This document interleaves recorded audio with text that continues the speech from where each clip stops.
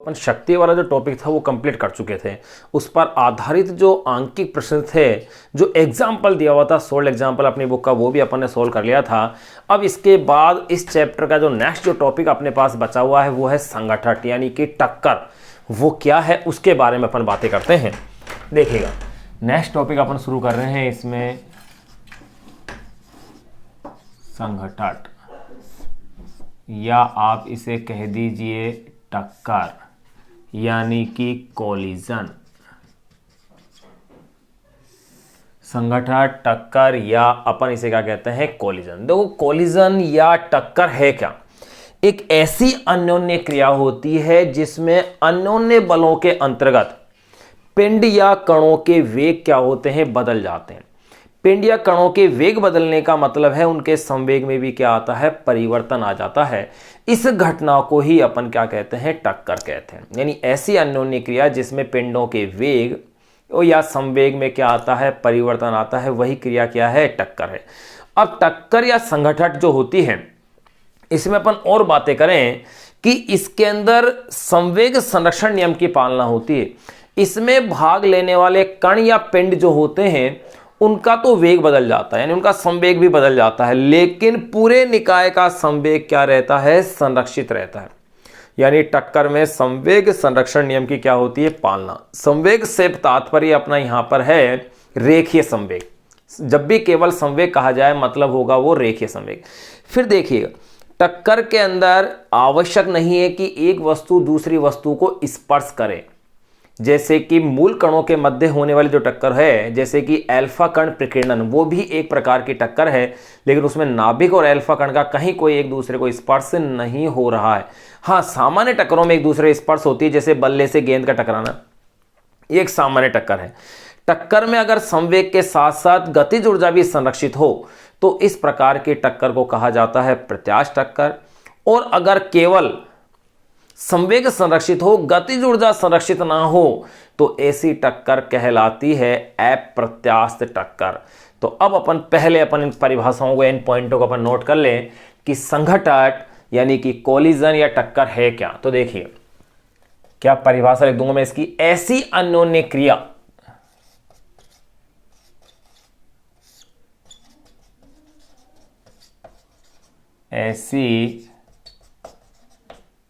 अन्योन्य क्रिया जिसमें अन्योन्य बलों के कारण, ऐसी अन्योन्य क्रिया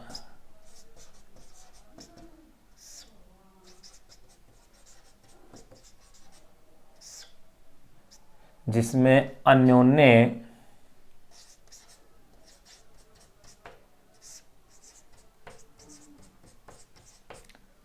बलों के कारण, ऐसी अन्योन्य क्रिया जिसमें अन्योन्य बलों के कारण कणों के वेग एवं संवेग बदल जाते हैं।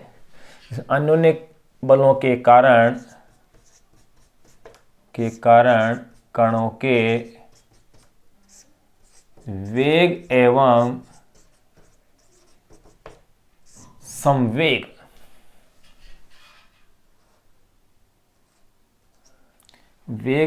संवेग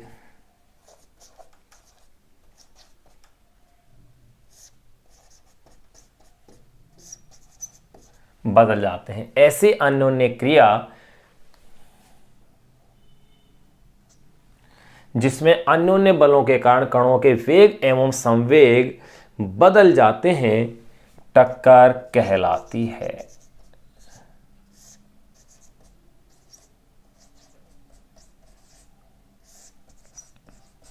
ये लो, ये अपन ने टक्कर की यहां पर ये डेफिनेशन तो इसकी दे दी है, सिंपल डेफिनेशन थी।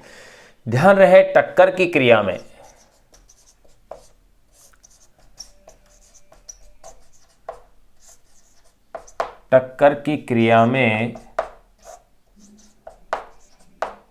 भाग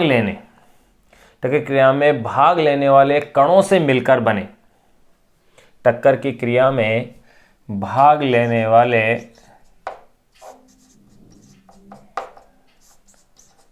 कणों से मिलकर बने, टक्कर की क्रिया में भाग लेने वाले कणों से मिलकर बने निकाय का कुल संवेग, मिलकर बने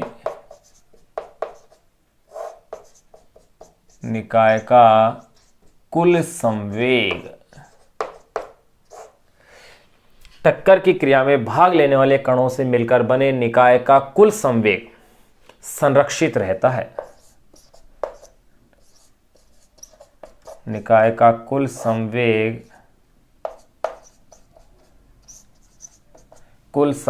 संरक्षित रहता है, जबकि कणों का संवेग बदलता है। जबकि कणों का संवेग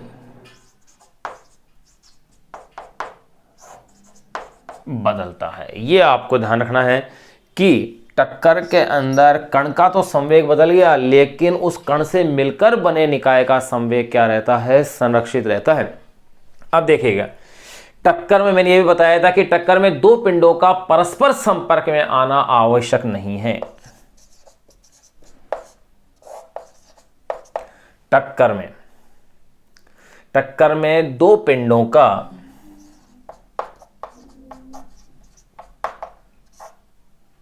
या कण भी कह सकते हैं,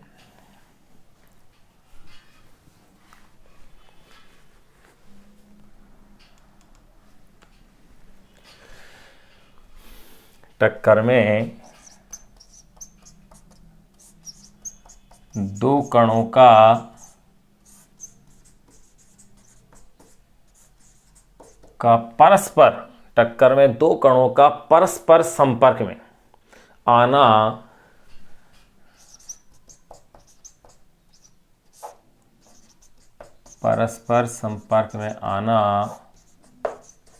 आवश्यक नहीं है। जैसे कौन सी ऐसी घटना है जिसमें कि वो संपर्क में नहीं आते हैं? तो इसका अपन एग्जाम्पल ले सकते हैं अल्फा कण प्रकीर्णन। जैसे अल्फा कण प्रकीर्णन, इस घटना में आप देखते हैं कि देखो इस तरह से, जैसे ये परमाणु नाभिक है और ये पूरा एक परमाणु है।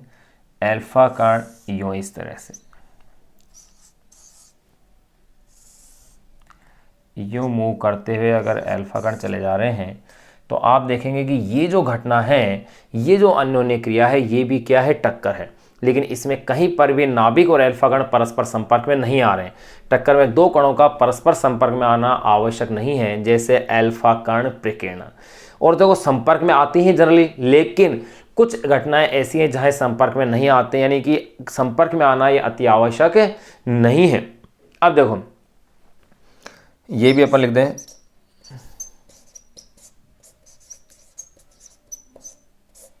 ये तो अपन ने जान लिया कि टक्कर के अंदर रेखीय संवेग संरक्षण नियम की क्या होती है? पालना।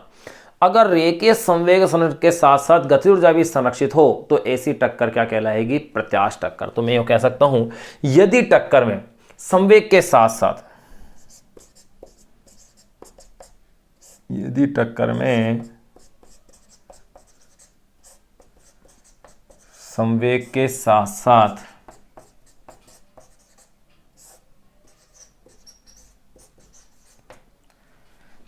साथ इसे इस तरह से लिखें,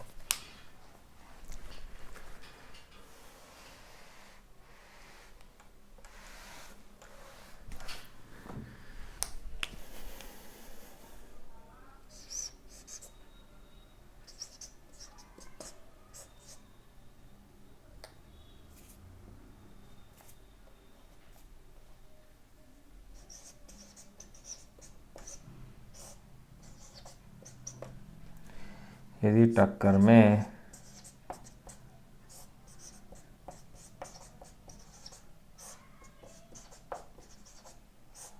संवेग के साथ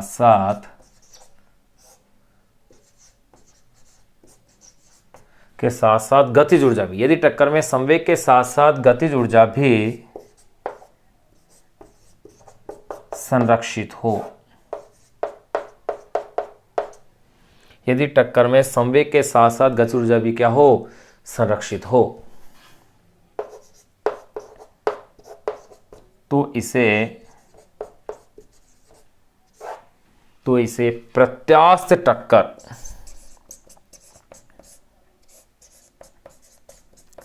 टक्कर कहते हैं। एवं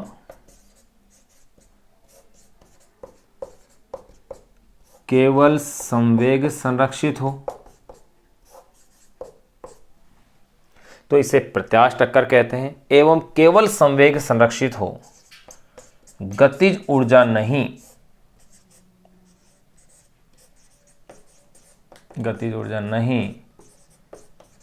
तो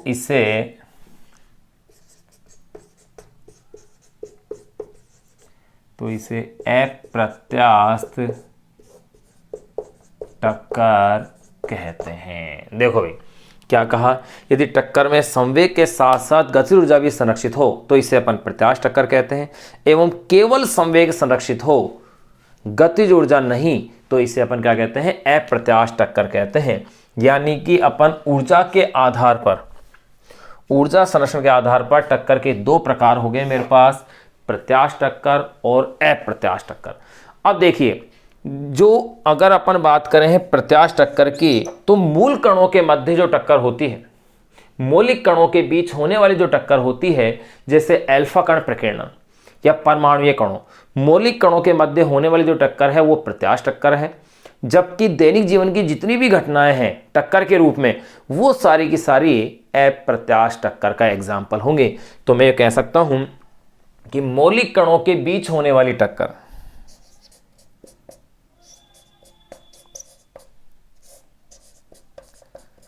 मौलिक कणों के बीच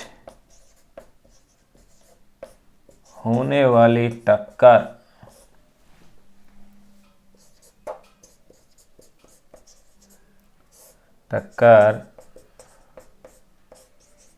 प्रत्यास्थ टक्कर होती है। मौलिक कणों के बीच होने वाली टक्कर प्रत्यास्थ टक्कर होती है। जैसे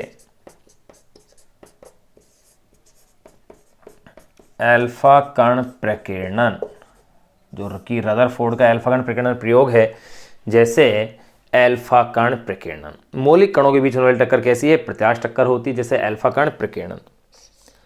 फिर अपन नेक्स्ट लिखें कि दैनिक जीवन में होने वाले प्रत्येक टक्कर कैसी है, अप्रत्यास्थ टक्कर।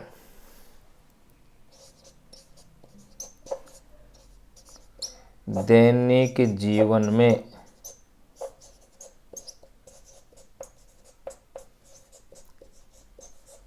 होने वाली प्रत्येक टक्कर, दैनिक जीवन में होने वाली प्रत्येक टक्कर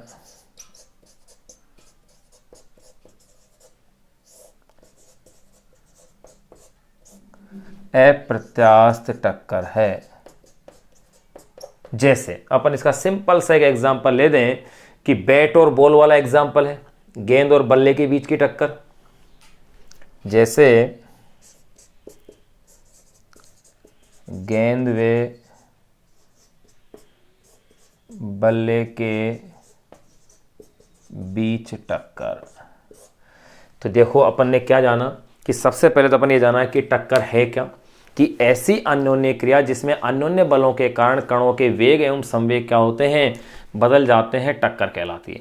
टक्कर की क्रिया में भाग लेने वाले कणों से मिलकर बने निकाय का कुल संवेग सदैव क्या रहता है, संरक्षित रहता है, जबकि कणों का संवेग क्या होता है, उसके अंतर्गत बदलता है।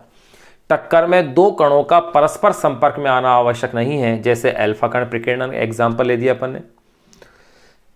यदि टक्कर में संवेग के साथ साथ गतिज ऊर्जा भी संरक्षित हो तो इसे प्रत्यास्थ टक्कर कहते हैं। एवं केवल संवेग संरक्षित हो, गतिज ऊर्जा नहीं, तो इसे अप्रत्यास्थ टक्कर कहते हैं। मौलिक कणों के बीच होने वाली टक्कर प्रत्यास्थ टक्कर होती है, जैसे अल्फा कण प्रकीर्णन, जबकि दैनिक जीवन में होने वाली प्रत्येक टक्कर अप्रत्यास्थ टक्कर है, जैसे गेंद व बल्ले के बीच में टक्कर। अब अपन पढ़ेंगे इसके अंदर नेक्स्ट जो पॉइंट पढ़ेंगे अपन, वो है टक्कर के प्रकार। एक विमीय, यही कह सकते हैं प्रत्यास्थ, ये सीधी रेखा में होने वाली टक्कर, और यूं अपन कह सकते हैं तिर्यक टक्कर। उसके बारे में और पढ़ के फिर अपन इसके कुछ महत्वपूर्ण फॉर्मूले हैं उनकी अपन चर्चाएं करेंगे।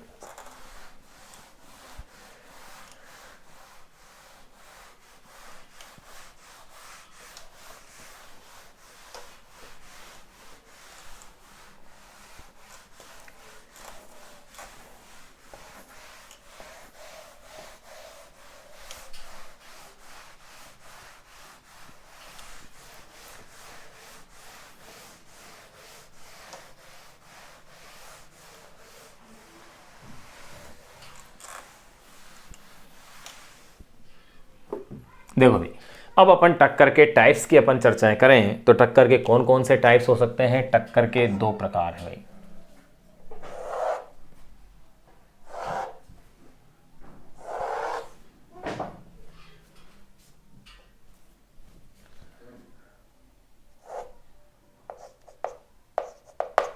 नंबर फर्स्ट,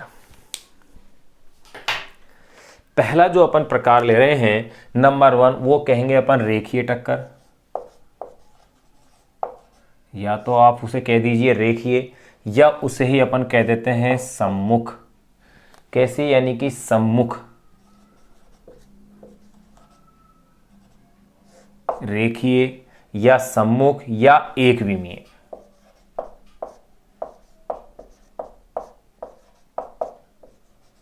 या एक विमीय टक्कर।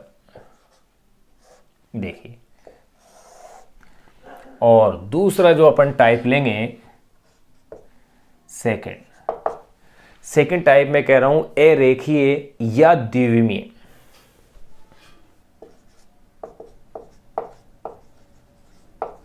अरेखीय या इसे आप कह दीजिए द्विविमीय, या इसे ही अपन कह सकते हैं तिर्यक टक्कर।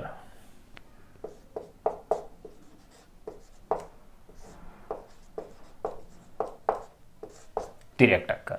अब देखो एक एक को अपन डिफाइन करते हैं, इनको परिभाषित करें तो देखिए, रेखीय, सम्मुख या एक विमीय जो टक्कर है ये होती क्या है? यदि टक्कर के पूर्व और पश्चात दोनों पिंड एक ही सरल रेखा में गति करें तब तो ये कैसी कहलाएगी? एक विमीय टक्कर कहलाएगी। और अगर टक्कर के बाद पिंडों की गति की क्रिया रेखा बदल जाए तो ऐसी टक्कर कहलाएगी तिर्यक टक्कर। तो देखिए, इसमें अपन कैसा लिखेंगे? यदि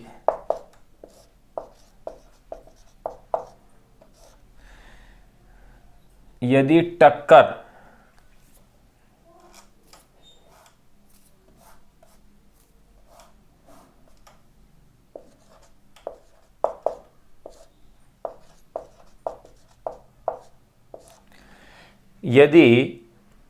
के पूर्व एवं टक्कर के पश्चात, यदि टक्कर के पूर्व एवं टक्कर के पश्चात, यदि टक्कर के पूर्व एवं टक्कर के पश्चात दोनों पिंड एक ही सरल रेखा पर के पश्चात दोनों पिंड एक ही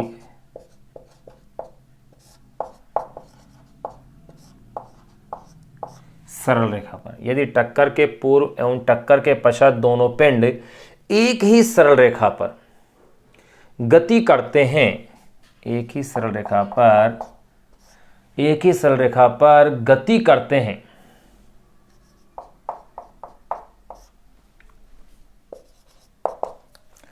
यदि टक्कर के पूर्व एवं टक्कर के पश्चात दोनों पिंड एक ही सरल रेखा पर गति करते हैं तो इस प्रकार की टक्कर को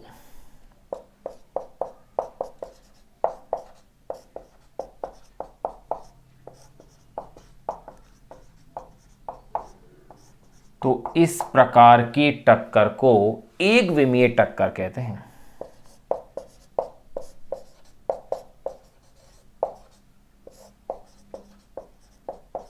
एक विमीय टक्कर कहते हैं। ये लीजिए भाई कि एक विमीय टक्कर है क्या, या यूं कह सकते हैं सम्मुख या रेखीय टक्कर है क्या। ये भी दो प्रकार की है। कौन कौन सी हो सकती है? प्रत्यास्थ, और दूसरी अपन कह सकते हैं अप्रत्यास्थ। यानी कि सम्मुख प्रत्यास्थ टक्कर और सम्मुख अप्रत्यास्थ टक्कर, ये भी इसके टाइप्स बन गए। प्रत्यास्थ टक्कर का मतलब मैंने क्या बताया? संवेग के साथ साथ गतिज ऊर्जा भी संरक्षित।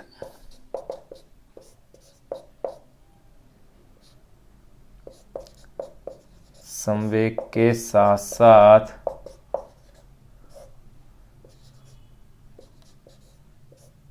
गतिज ऊर्जा भी संरक्षित। और अप्रत्यास्थ का मतलब केवल संवेग संरक्षित।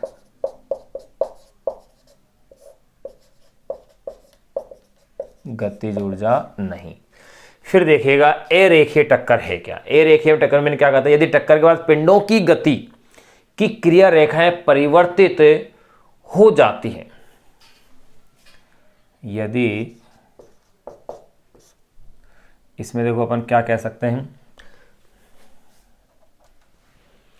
यदि टक्कर के बाद पिंडों की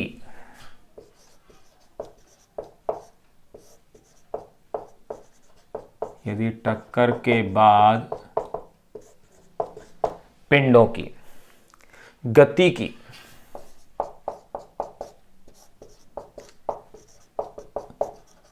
की क्रिया, यदि टक्कर के बाद पिंडों की गति की क्रिया रेखाएं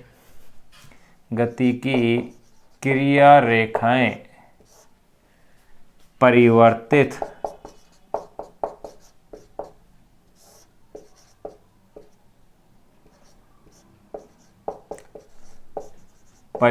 हो जाती है। यदि टक्कर के बाद पिंडों की गति की क्रिया रेखाएं परिवर्तित हो जाती हैं तो इस प्रकार की टक्कर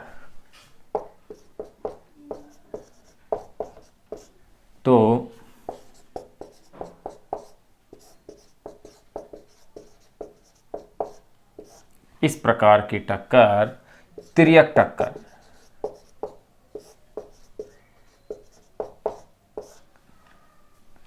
टक्कर कहलाती है। देखो ये अपन ने तिर्यक टक्कर की को भी डिफाइन कर लिया है।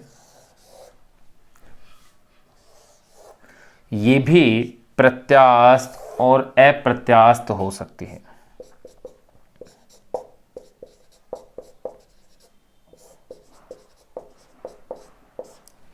प्रत्यास्थ टक्कर और अप्रत्यास्थ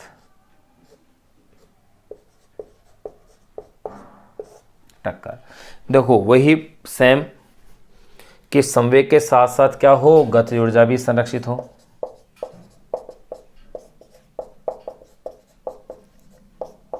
संवेग के साथ साथ गतिज ऊर्जा भी संरक्षित हो। और अप्रत्यास्थ टक्कर का मतलब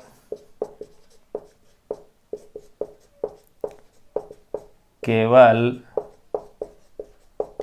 संवेग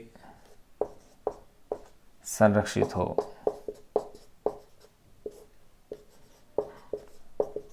गतिज ऊर्जा नहीं।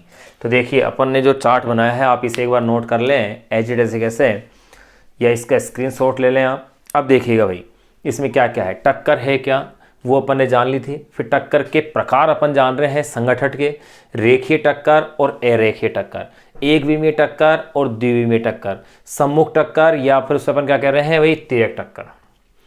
इसमें मैंने क्या कहा, यदि टक्कर के पूर्व और टक्कर के पश्चात दोनों पिंड एक ही सरल रेखा पर गति करते हैं तो इस प्रकार के टक्कर को एक विमीय टक्कर कहते हैं। ये दो प्रकार की है, ये भी दो प्रकार की हो सकती है, प्रत्यास्थ और अप्रत्यास्थ।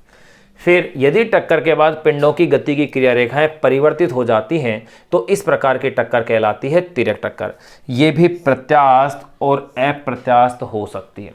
अगर संवेग के साथ साथ गतिज ऊर्जा भी संरक्षित हो तो टक्कर कहलाती है प्रत्यास्थ, और अगर केवल संवेग संरक्षित हो गतिज ऊर्जा नहीं हो तो टक्कर कहलाती है अप्रत्यास्थ। तो यहां आपने देख लिया कि टक्कर के टाइप्स अपने देख लिए हैं, टक्कर है क्या ये अपने जान लिया है।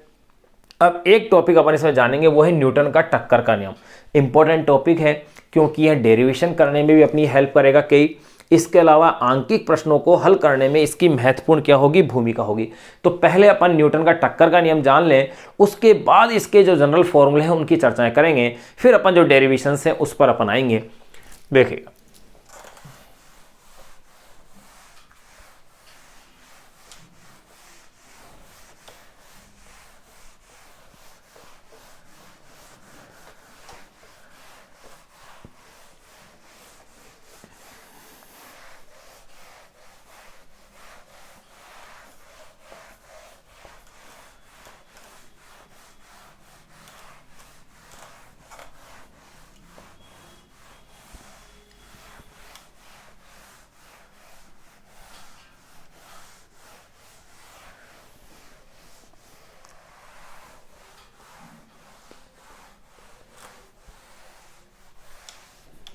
देखिएगा भाई, नेक्स्ट अपन टॉपिक पढ़ रहे हैं न्यूटन का टक्कर का नियम।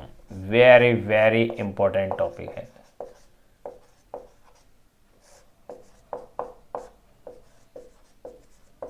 न्यूटन का टक्कर का नियम। देखिए, इसको समझने पे ध्यान दीजिएगा। यह नियम यह कहता है कि टक्कर के पश्चात दूर हटने का सापेक्ष वेग टक्कर से पूर्व पास आने के सापेक्ष वेग के क्या होता है, समानुपाती होता है। यानी कि अब देखिएगा, मैंने ये मान लिया कि दो पिंड है, अगर उन दोनों पिंडों के वेग टक्कर से पहले पिंड का है u1 और दूसरे पिंड का वेग क्या है, u2 है, और टक्कर के बाद इनके वेग क्रमशः v1 और v2 हो जाते हैं, तो टक्कर के पश्चात दूर हटने का वेग क्या होगा, v2 माइनस v1 है। तो टक्कर से पूर्व पास आने का सापेक्ष वेग क्या होगा, u1 माइनस u2। या देखो, अगर मैं इसे v2 माइनस v1 कह रहा हूं, अगर मैं इसे v1 माइनस v2 कहूं और टक्कर से पहले के सापेक्ष वेग को u1 माइनस u2 कहूं, तो आपको पता है टक्कर के पश्चात दूर हटने का वेग सापेक्ष वेग और टक्कर से पूर्व पास आने का सापेक्ष वेग।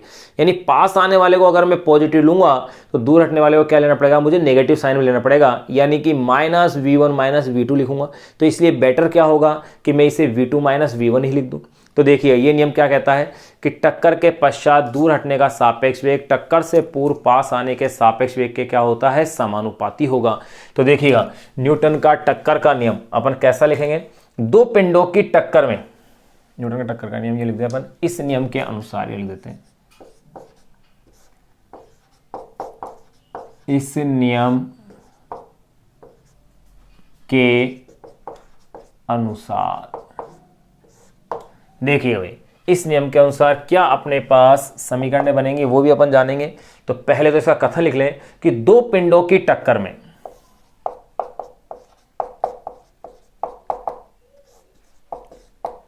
दो पिंडों की टक्कर में, दो पिंडों की टक्कर में टक्कर के बाद की टक्कर में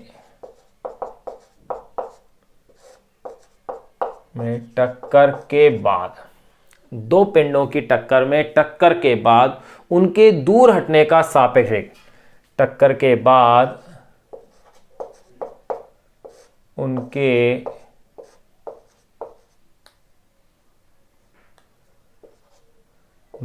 दूर हटने का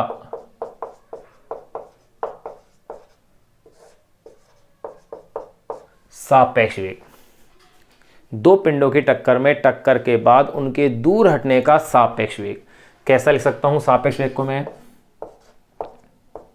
v2 माइनस v1, चलो वेक्टर का साइन भी यूज कर सकते हैं, कोई दिक्कत नहीं, v2 माइनस v1। टक्कर के बाद, दो पिंडों की टक्कर में टक्कर के बाद उनके दूर हटने का सापेक्ष वेग, यानी v2 माइनस v1। टक्कर से पूर्व पास आने के सापेक्ष वेग,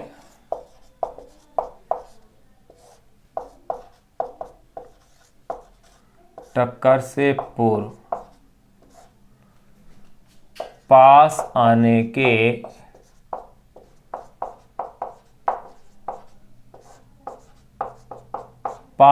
के सापेक्ष वेग, उनके पास आने के सापेक्ष वेग को मैं कैसा लिखूंगा, u1 vector minus u2 vector. तो ध्यान रहे, u1 टक्कर से पहले पिंड का वेग है और u2 टक्कर से पहले दूसरे पिंड का वेग है, v1 टक्कर के बाद पहले पिंड का वेग है और v2 टक्कर के बाद दूसरे पिंड का क्या है, वेग है। तो देखिए, दो पिंडों की टक्कर में टक्कर के बाद उनके दूर हटने का सापेक्ष वेग टक्कर से पूर्व उनके पास आने, टक्कर से पूर्व उनके पास आने के सापेक्ष वेग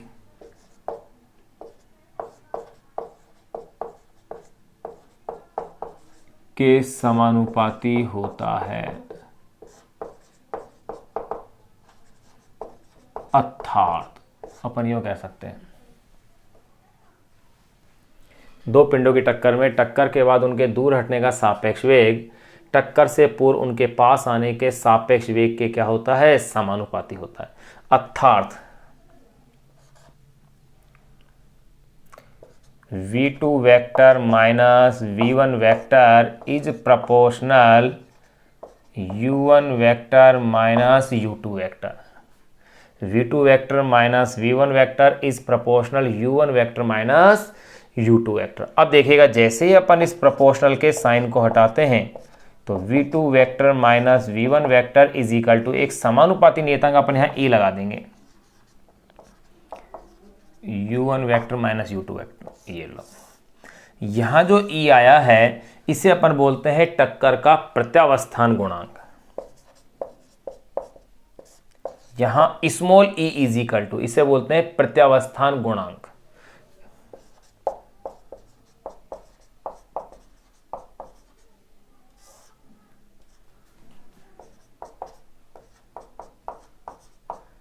प्रत्यावस्थान गुणांक यानी कोफिशिएंट ऑफ रेस्टिट्यूशन।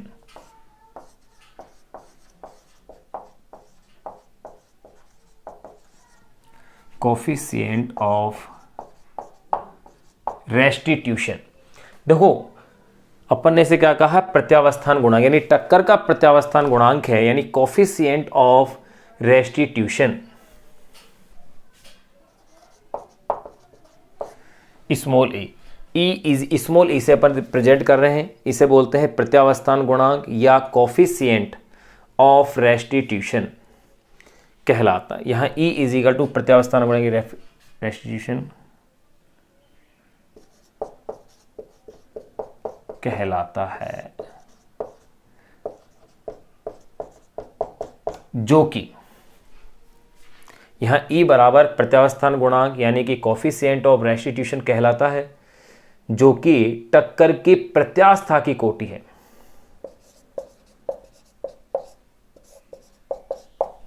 जो कि टक्कर की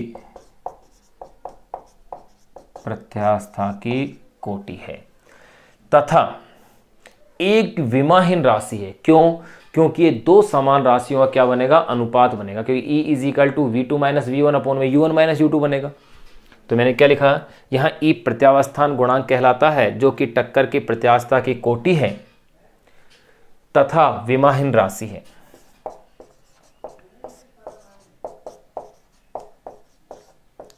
तथा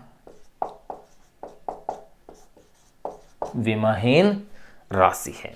अब देखेगा, यानी इसी फॉर्मूले को मैं ऐसे भी कह सकता हूं, देखो कैसे, E is equal to V2 vector minus V1 vector upon में U1 vector minus U2 vector.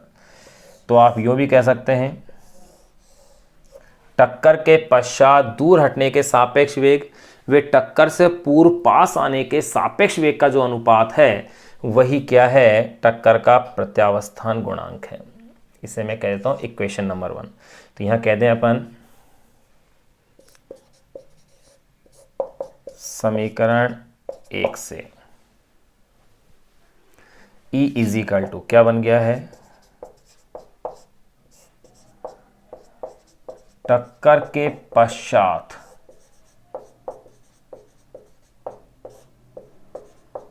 दूर हटने का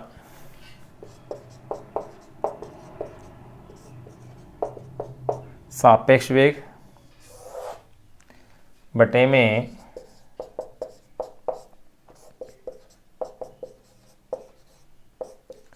टक्कर से पूर्व पास आने का सापेक्ष वेग।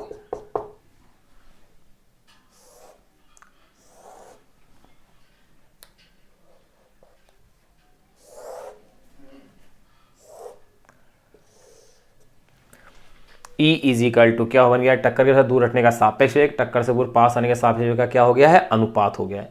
ये अपन ने इसकी एक तरह से यो भी कह सकते हैं, अतः टक्कर के पश्चात दूर हटने के सापेक्ष वेग वे टक्कर से पूर्व पास आने के सापेक्ष वेग का जो अनुपात होता है वो एक नियत राशि होती है। इसे ही क्या कहते हैं अपन, टक्कर का प्रत्यावस्थान गुणांक कहते हैं। अतः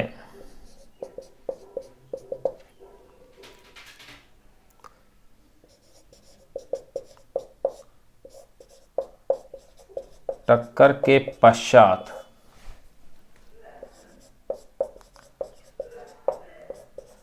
दूर हटने के सापेक्ष वेग वे टक्कर से पूर्व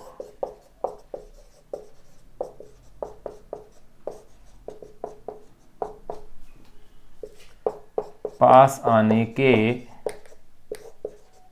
सापेक्ष वेग का अनुपात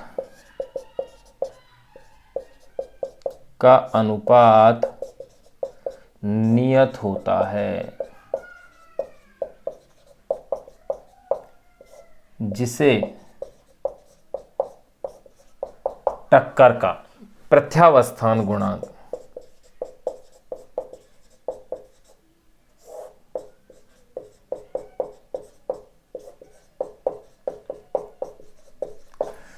जिसे अतः टक्कर के पश्चात दूर हटने के सापेक्ष वेग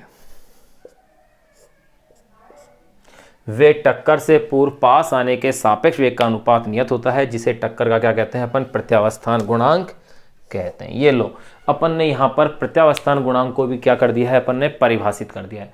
अब अपन इसके केस देखेंगे कि भाई कहां प्रत्यावस्थान गुणांक का मान 1 होता है, कहां इसका मान 0 होता है, उसकी अपन चर्चा करते हैं। देखो, 3 अलग अलग स्थिति हैं। अगर पूर्ण प्रत्यास्थ टक्कर की बात करें तो उसके लिए ई का मान 1 होता है। पूर्ण अप्रत्यास्थ टक्कर की बात करें तो ई का मान क्या होता है? 0 होता है। और सामान्य अन्य टक्करों के लिए ई का मान 0 से 1 के मध्य होता है, यानी मैक्सिमम मान 1 हो गया, मिनिमम मान इसका 0 हो गया।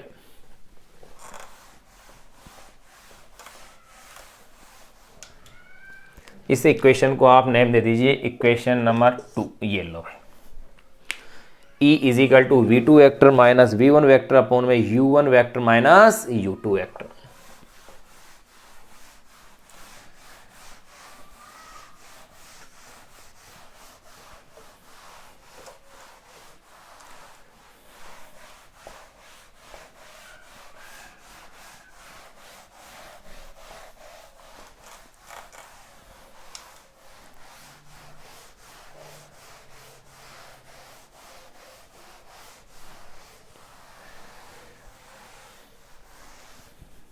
देखिएगा, अब अपन इसमें विशेष स्थितियां देख रहे हैं। न्यूटन का टक्कर का नियम तो अपन ने जान लिया है। नंबर 1, पूर्ण प्रत्यास्थ टक्कर के लिए देखो,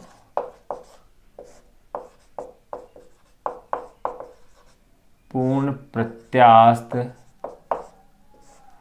टक्कर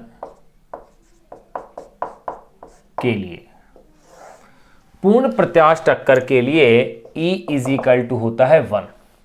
E इज इक्वल टू अगर 1 है तो देखिएगा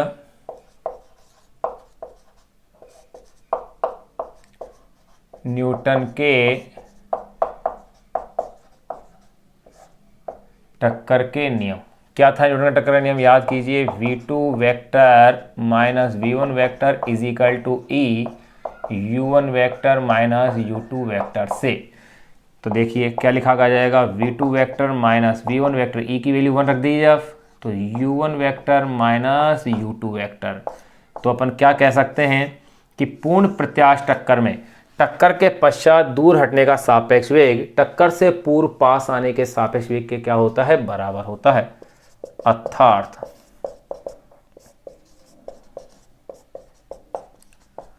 पूर्ण प्रत्यास्थ टक्कर में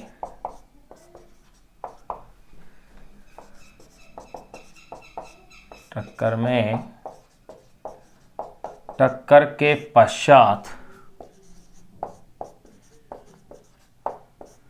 दूर हटने का सापेक्ष वेग, अर्थात पूर्ण प्रत्यास्थ टक्कर में टक्कर के पश्चात दूर हटने का सापेक्ष वेग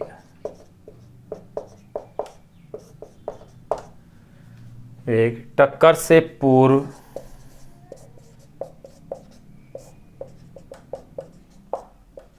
पास आने के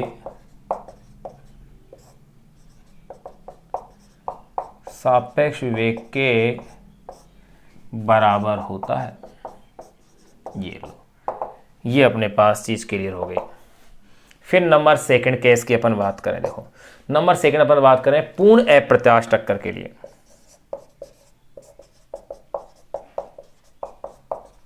पूर्ण अप्रत्यास्थ टक्कर के लिए। देखो पूर्ण अप्रत्याश टक्कर के लिए ई की वैल्यू होती है 0। तो देखो वही वापस से, इसलिए न्यूटन के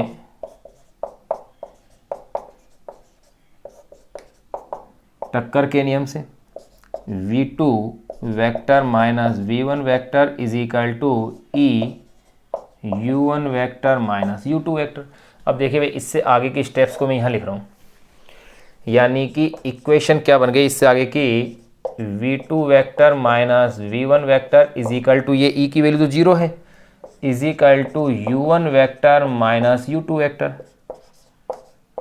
या v2 vector minus v1 vector is equal to 0। Transfer कर लीजिए, v2 vector is equal to क्या आ रहा है, v1 वेक्टर। यानी पूर्ण अप्रत्याश टक्कर में टक्कर के बाद दोनों पिंडों के जो वेग हैं वो बराबर आ रहे हैं, और अगर दोनों पिंडों के वेग बराबर आ रहे हैं इसका मतलब ये हुआ कि टक्कर के बाद दोनों पिंड क्या है, साथ साथ, यानी कि चिपक जाते हैं, या चिपकते हुए क्या करते हैं, गति करते हैं। तो अपन ये कह सकते हैं अर्थात, देखिए इसको अपन इसके बाद आगे लिख लेते हैं,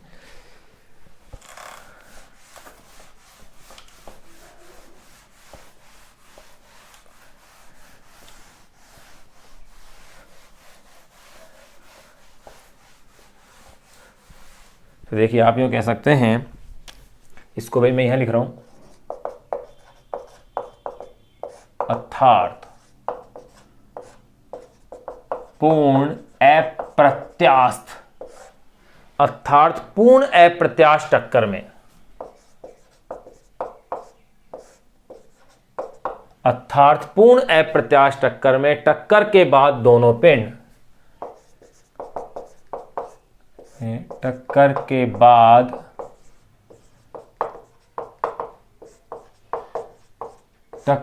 बाद दोनों पिंड साथ साथ, टक्कर के बाद दोनों पिंड साथ साथ, ये कह सकते हैं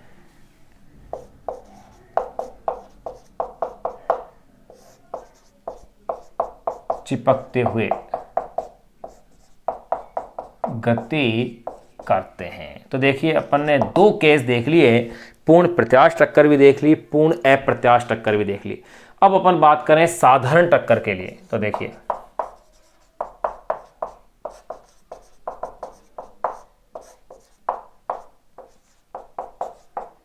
साधारण टक्कर के लिए, साधारण टक्कर के लिए क्या होता है कि जो ई है, वैसे तो आपने क्या देखा कि एक जनरली अपन ने क्या देखा कि इसका जो मान होता है, ई का जो मान होता है अधिक या बराबर होता है 0, कम या बराबर होता है 1 के।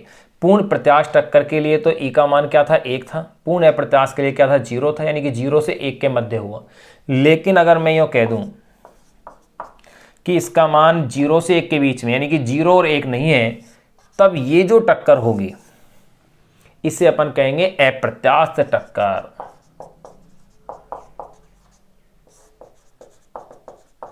यानी कि अप्रत्याश टक्कर के लिए ई का मान 1 से कम होगा और 0 से अधिक होगा, और जब ई का मान 0 हो जाता है तो उसे कहते हैं पूर्ण अप्रत्याश टक्कर, और ई का मान जब 1 होता है तो इसे कहते हैं पूर्ण प्रत्याश टक्कर। यानी कि ई 0 होते ही ये तो हो गया पूर्ण अप्रत्याश, और यहां 1 होते ही क्या कहलाएगी, पूर्ण प्रत्याश टक्कर कहलाएगी। अब देखो यहां अपन ने न्यूटन का टक्कर का नियम अपन ने जान लिया है। अब अपन इसमें बात करेंगे नेक्स्ट लेक्चर के अंदर, वो अपन बात करेंगे जनरल जो फॉर्मूले हैं, पहले उनको डिस्कस करेंगे, उनके कुछ रिजल्ट देखेंगे, उसके बाद जो डेरिवेशंस हैं वो डेरिवेशन अपन कंप्लीट करेंगे। यानी कि जो जनरल फॉर्मूला है, सामान्य जो सूत्र है जनरल फॉर्मूला, वो अपन डिस्कस करेंगे। यहाँ आप लेकिन उन फॉर्मूलों को पढ़ने से पहले आप इस कॉन्सेप्ट को, स्पेशली न्यूटन का जो टक्कर का नियम है, इसे आप स्पेशली जरूर देख लें, क्योंकि न्यूमेरिकल जब अपन हल करेंगे आंकिक प्रश्न, तो वहां इनकी अपन को काफी अधिक आवश्यकता पड़ेगी।